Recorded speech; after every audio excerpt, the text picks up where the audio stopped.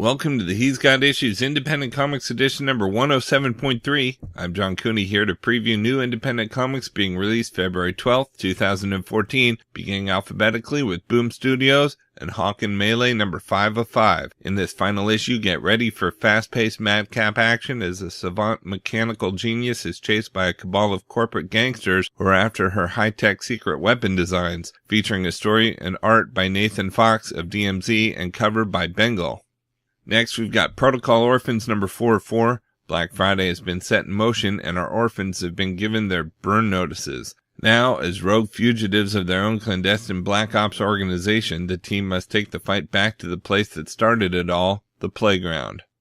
We've also got regular show Skips number 4 of 6. Skips and Time Agent Ted are doing everything in their power to keep Mordecai and Rigby from destroying the world. But even with Ted's cool time equipment, will it ever be enough? It's a matter of counting down in this latest issue. Will Skips finally get some time to enjoy nature? Will Mordecai ever learn how to catch a football? Things might finally be going to plan, but all it takes is one wrong step for the day to start over again. Next, we've got Robocop to Live and Die in Detroit number 1, one shot. Why we love it? With the release of Robocop, a reimagining of the all-time classic, fans of the new and old will be immersed in the action, oppression, and humanity that is Robocop. We cannot wait to be first in line for this new motion picture event. Why you'll love it? 4 anthology-style one-shots exploring the world of the new film, brought to you by some of the freshest voices in the industry, Joe Harris, Frank Barbieri, Ed Brisson, and Michael Moriarty. What it's about? Robocop is too good at his job. While the people love him, his ability to find and remove corruption puts fear into the corporate heads and government leaders. With OCP at the wheel, how will they do their best to steer him away from the powerful corrupt leaders and keep him on the lower level criminals? But some crimes cannot go unpunished.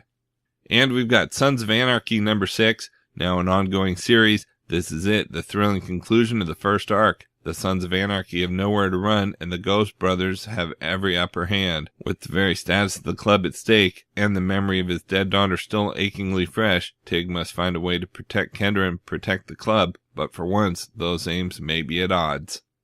From Dark Horse Comics, we've got Abe Sapien number 10. Abe saved a small Arizona town from one Lovecraftian menace, but a new killer threatens to devour the last survivors.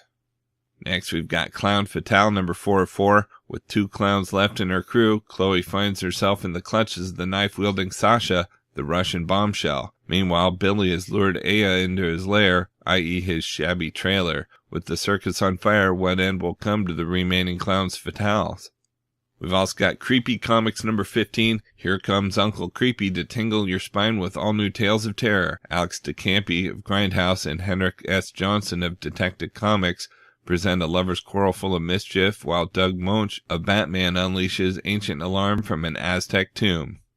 Next, we've got Star Wars number 14. Ben Kenobi haunts Darth Vader's dreams, even as the name Skywalker occupies his waking thoughts. The rebel victory over his former flagship has exposed spies and incompetence within the Empire, and Vader has decided an off-the-record mission of vengeance is needed to clear his head and restore his reputation. And we've got X number 10. Carmine Tango, the ruthless supercriminal obsessed with astrology, has returned to Arcadia. When his army stages a citywide blackout and begins looting the city, X takes to the streets. But as Lee soon discovers, X and Tango have a history. This fight is personal. From Dynamite Entertainment, we've got Battlestar Galactica number 8. Dreams of the 13th continues. The Galactica has led the fleet into an uncharted storm zone to escape the Cylons, but danger awaits. Haunted by chilling dreams of the lost colony of Earth, the crews of the fleet encounter a vast and mysterious artifact at the heart of the storm. Sensors report that the Cylons have pursued the fleet into the storm. Which is the greatest threat? What lies ahead, or what snaps at their heels? Next, we've got Grimm number 10. When Nick is injected with a lethal poison, he finds himself under the control of a mysterious new foe, and is forced into completing Herculean tasks in order to get the antidote, or die trying. The labors of Grimm begins. We've also got Legenderry, a steampunk adventure number 2 of 7. The epic steampunk crossover continues. Magnus Spadarosa gets a taste of life in the big city, but it's not all she had hoped. Assassins galore are after her, but why? It's up to Vampirella, the Green Hornet, Kato, and the best Victorian futuristic technology they have to keep Magnus safe. But will that be enough? Next, we've got Red Sonja number 1, only $1. Red Sonja gets a fresh new attitude by the dream team of writer Gail Simone and artist Walter Giovanni on the book they were born to create. Sonja pays back a blood debt owed to one man who has gained her respect, even if it means leading a doomed army to their certain deaths. You do not want to miss this reintroduction of the she-devil with the sword. We've also got Red Sonja Berserker one-shot. After a fight in a tavern results in Red Sonja being arrested and becoming a prisoner, she's sold to a promoter who stages gladiatorial games. There, in the blood-soaked sand of the arena, she finds herself pitted against an old Fred, a huge snow bear that she once saved from hunters. But will they unite to wreak havoc on their enemies, or will they fight one another to the death? Next, we've got Sherlock Holmes Moriarty Lives, number 2 of 5. Stranded in Switzerland, his criminal network in tatters, and with the world believing him dead, the world's most notorious villain, Professor James Moriarty, faces his greatest challenge yet, taking care of an orphan child. Bound by a solemn promise and determined to seek revenge against a local madman, Moriarty begins a clever campaign to work his way inside his enemy's fortress. The trap is set, and Moriarty is determined to succeed, but is he villainous enough for the task? We've also got Uncanny number 6. When both sides are gunning for you, keep your head down and play them off against each other. That's Weaver's only chance to get out alive. If he runs, he'll lose his last chance to discover the truth about his own origins. But if he stands his ground, he might just find there's a worse fate than death awaiting the specials. And we've got Vampirella Southern Gothic number 5 of 5, Love, Blood, Rage, and Death. The heartbreaking conclusion to Vampirella's misadventure in Mississippi. Her former lover wants to murder her, and her own body is shutting down from a mystical wound. For the first time, all Vampirella has to rely on is faith. From IDW Publishing, we've got City, the Mind of the Machine, number 1 of 4. New from Darby Pop, Ben Fisher helped build the world's greatest surveillance system, Golden Shield, which utilizes every camera, cell phone, and computer in San Francisco to battle crime. There's only one problem. Golden Shield can't work without a human mind to operate it, resulting in a controversial melding of man and machine. Writer Eric Garcia, Anonymous Rex and Matchstick Men, delivers an action-packed story that questions the role of security and technology in our modern society. Next, we've got Maxx Maxximized number 4. Sarah and Max retreat under an overpass to reflect on their own personal demons. The black keeps spilling into the real world as omens of Mr. Gaughan's plan grow more evident. Meanwhile, Julie tries to help Sarah sort out high school nightmares and encounters with bullies that send Sarah to the breaking point, digitally remastered and recolored. We've also got Memory Collectors number 3 of 3, series finale. Despite a tragic loss, the girls hone in on the source of their ills and make their final fateful decision. Includes a 6-page supplemental story written by Jason Mote and artist Christopher Mitten. Next, we've got My Little Pony Friendship is Magic number 1, 100-penny press edition. The story that started Pony Comic Mania returns for an affordable price. The perfect place to jump onto the My Little Pony bandwagon. We've also got Transformers Robots in Disguise number 26, Dark Cybertron Part 9 of 12. The big one. This is it, the battle every Transformers reader has dreamed of. Titans clash on Cybertron, the fate of the Lost Light, and Orion Pax fights fist to face against its ultimate nemesis. And from here on, things only get bigger. And we've got X-Files Season 10 number 9, Chitter. A missing person investigation leads agents Mulder and Scully into a disgusting mess of human sacrifice, enough bugs to keep your skin crawling long after the issue is over, and the X-Files' newest monster of the month. But what is the Chittering God, and why does it hunger for Dana Scully? From Image Comics, we've got Egos number 2. The hero epic of the far future continues as Deuce, the Egos leader, flies off to battle with his army of Meanwhile, his estranged wife Pixel must deal with an army of new team applicants, featuring costumes, battles, masks, the living galaxy, blood and gore, uncomfortable emotions. Next, we've got Fatale number 20, new story arc. Nicholas Lash is in the deepest trouble possible, and there's only one person who can save him now. The problem is, trouble is her business. And don't forget all the back page extras you can only find in Fatale's single issues every month.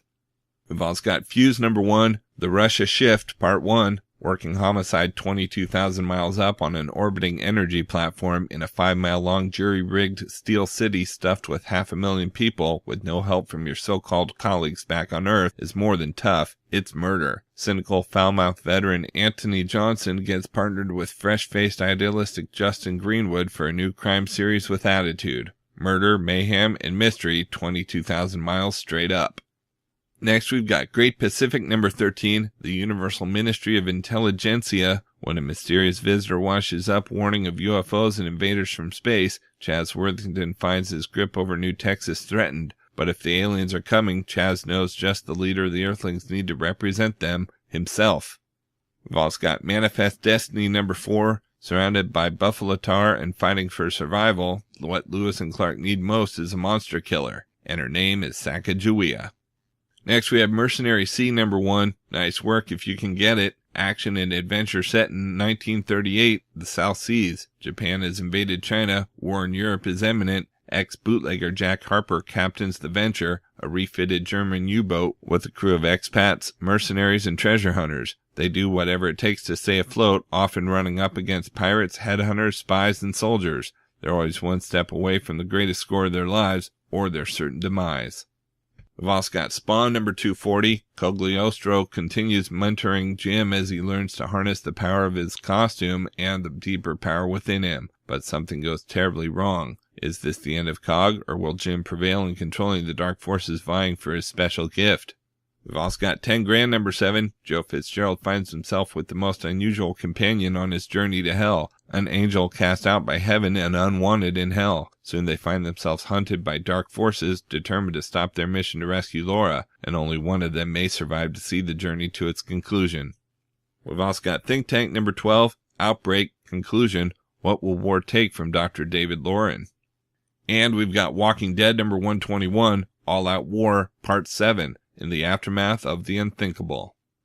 From Valiant Entertainment, we've got Eternal Warrior number 6, Long Live the Eternal Emperor. The first glimpse into the Valiant universe in the year 4001 continues here. The Eternal Emperor rules over a blighted landscape, the last hope of a desperate band of survivors. When an enigmatic force appears and threatens to destroy the last remnants of his people, he faces a horrific choice: travel in a radiated landscape in search to kidnap an innocent, or to see his people destroyed. Welcome to the Valiant universe of 4001.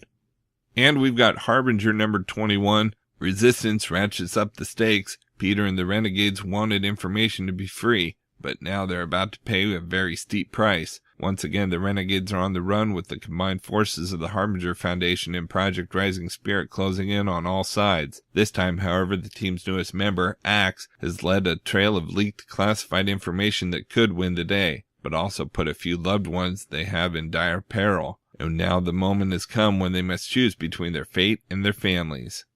Okay, so that's a look at some of the top independent publishers this week, but there's still plenty of other books out as well, so be sure to check out my YouTube channel at he'sgotissues.com to see both the Marvel and DC videos for this week, as well as my usual roundup of all my favorites for the week, with a little more depth and insight than you get here. And if you like these videos, be sure to let me know by leaving a comment and subscribing. You can also follow He's Got Issues on Facebook, Twitter, Pinterest, and Tumblr to see everything I'm reading as I read it. So until next week, I'm John Cooney, and I've got issues.